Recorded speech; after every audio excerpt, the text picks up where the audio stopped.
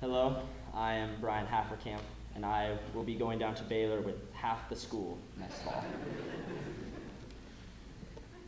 Once upon a time, there was a small, skinny, freckled boy. We'll call him Byron. When Byron was in 3rd grade, his parents decided to send him to the Oaks, a little private school. Here, he began to realize that he was actually pretty smart. He sailed smoothly through his classes, and life was pretty easy. As the success came, Byron became arrogant. He assumed that he was unstoppable and aspired to be the greatest. So he planned out his own life, thinking that he was powerful enough to control the future. For 9.5 years, everything went according to his plan. Life was good, and Byron was triumphant. But God saw that Byron was proud and chose to humble him. So he threw a curveball at Byron, changing all of his plans. Byron was crushed. He was so used to victory that he never properly learned how to deal with defeat.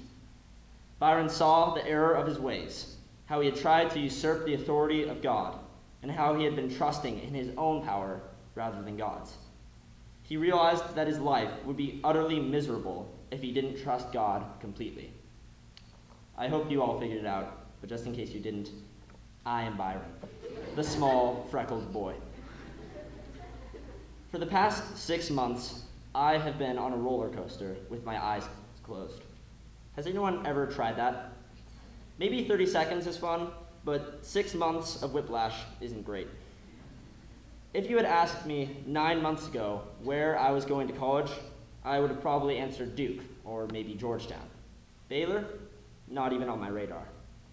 That just goes to show you how little I know the mind of God. And before you guys get any ideas, you don't know his mind any better. Isaiah 55:8 reads, "For my thoughts are not your thoughts, nor are your ways my ways, says the Lord."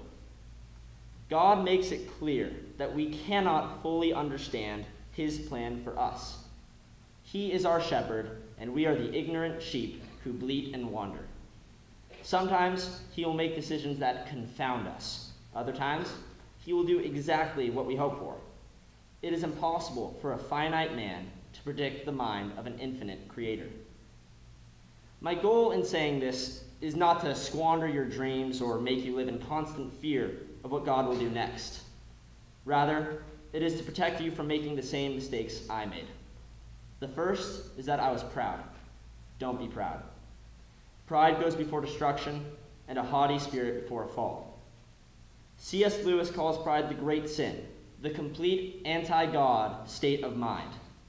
It is the path that leads to every other vice. If you are proud, I promise you will be humbled in a big, big way.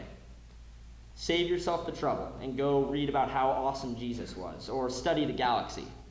Realize how infinitely small you are in the cosmic scheme of things. The second mistake is that I tried to foresee what God's plan was for me. This is nothing more than a guessing game and not worth your time. Instead, spend your time obeying his commands and let him lead you where he will. I did not put my full trust in God. I did not think he knew what was best for me. Boy, was that a mistake. Thomas à Kempis writes, speaking as Christ, "My son, let my will be your guide.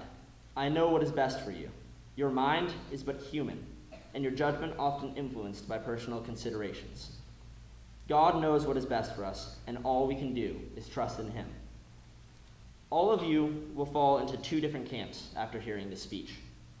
Some of you will take to heart what I have said. You will humble yourselves, trust in God, and let him direct your paths.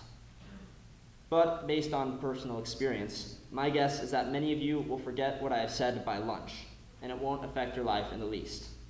I want you to prove me wrong. Thank you.